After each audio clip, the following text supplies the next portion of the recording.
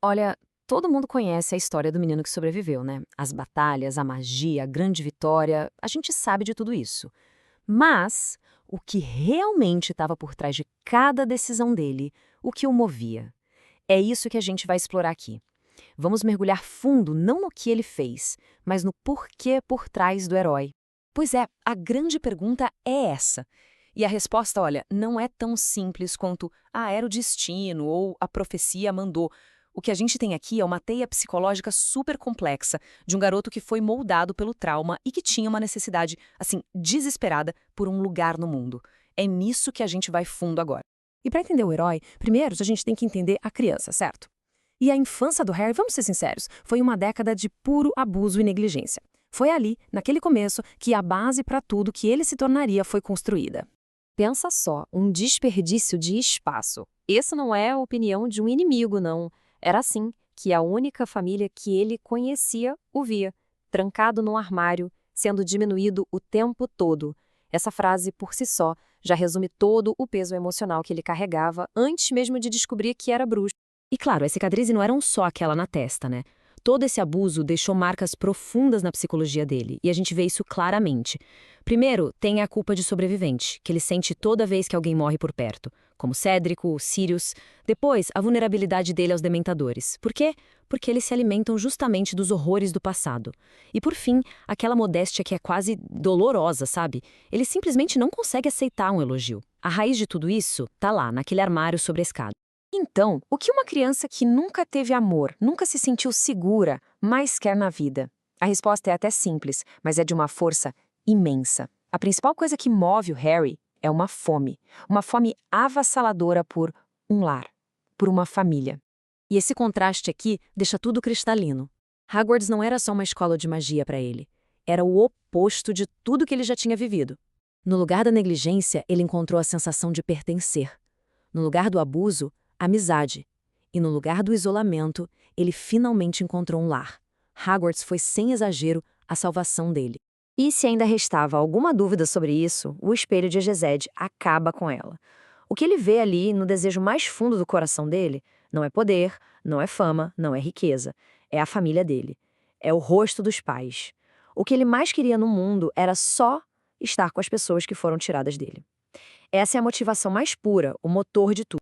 Ok, e essa busca por conexão, por família, acaba se transformando em outra coisa. Uma coisa mais ativa e, vamos combinar, bem perigosa às vezes. É o que a Hermione muito espertamente chama de mania de salvar pessoas. E isso não é só um ato de heroísmo, não. É quase uma compulsão psicológica. E a Hermione, como sempre, acerta na mosca. Exatamente isso. Não é uma decisão pensada, tipo, vou ser o herói agora. É um reflexo.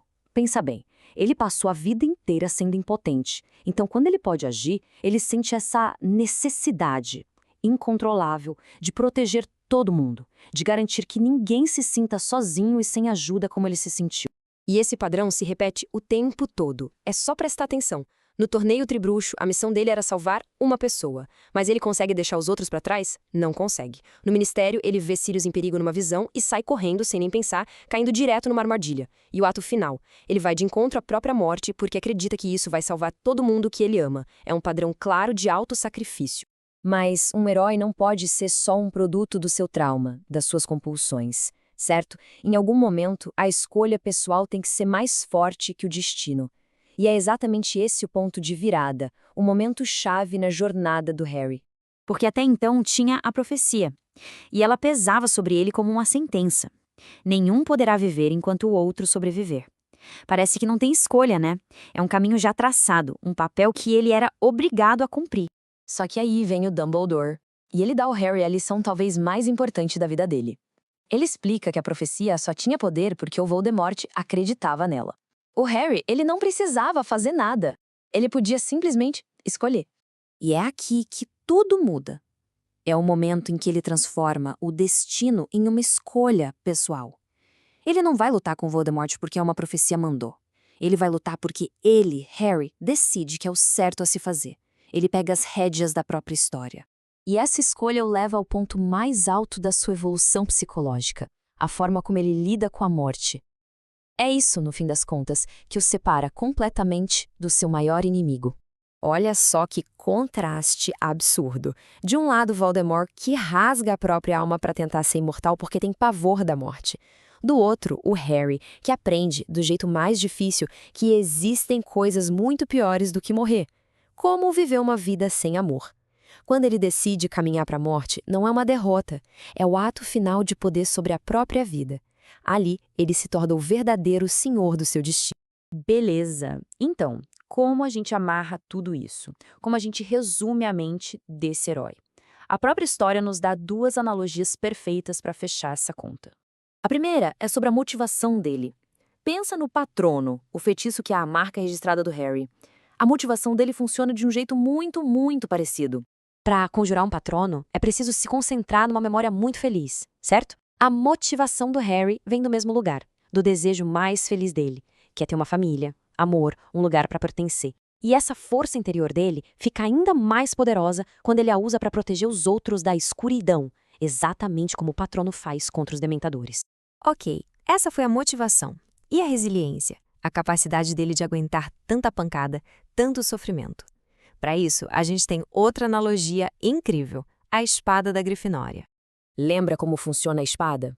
Uma espada feita por duendes só absorve aquilo que a torna mais forte.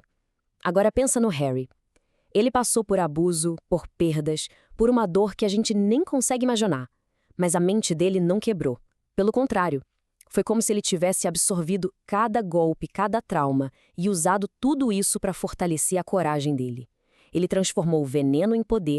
E no fim, a jornada do Harry deixa essa pergunta no ar pra gente. O que faz de alguém um herói? É o destino que a gente recebe ou são as escolhas que a gente faz com as nossas próprias cicatrizes?